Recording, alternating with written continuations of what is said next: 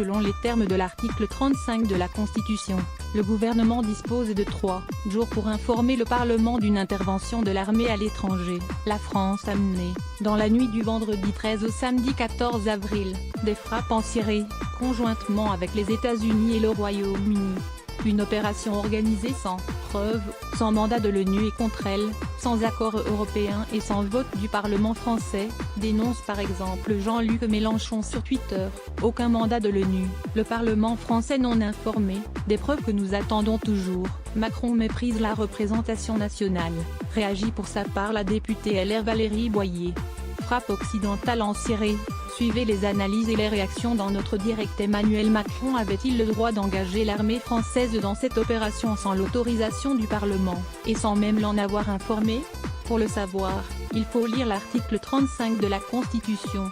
Le gouvernement informe le Parlement de sa décision de faire intervenir les forces armées à l'étranger, au plus tard 3 jours après le début de l'intervention. Il précise les objectifs poursuivis. Cette information peut donner lieu à un débat qui n'est suivi d'aucun vote, indique la Constitution. L'intervention militaire ayant débuté samedi à 3 h du matin, le gouvernement est donc tenu d'informer le Parlement avant 3 h, dans la nuit de lundi à mardi. Sur Twitter, la présidente du groupe Nouvelle Gauche à l'Assemblée nationale, Valérie Rabault, demande ainsi une information rapide et précise du Parlement.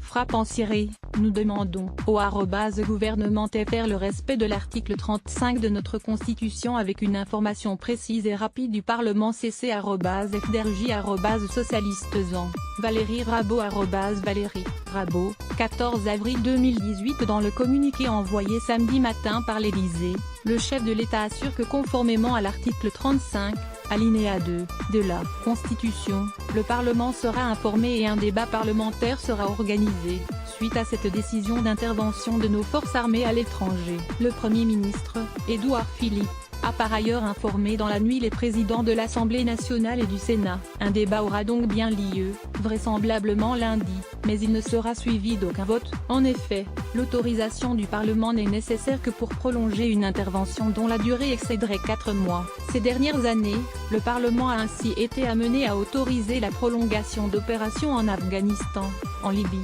au Mali, en Centrafrique, en Irak ou encore en Syrie dans le cadre de la lutte contre Daesh. Du point de vue français, le droit a donc été respecté, sous réserve que l'information du Parlement soit bien mise en œuvre dans les délais. Il n'en reste pas moins que cette intervention militaire, comme le rappellent ses détracteurs, a été menée sans mandat de l'ONU. Interrogé sur ce point sur BFM TV, le ministre des Affaires étrangères, Jean-Yves Le Drian, a justement affirmé qu'il s'agissait de faire appliquer des résolutions de l'ONU qui avaient été adoptées à l'unanimité au cours des dernières années, y compris par la Russie. À lire aussi sujets associés. Syrie. Frappe occidentale en Syrie. Politique.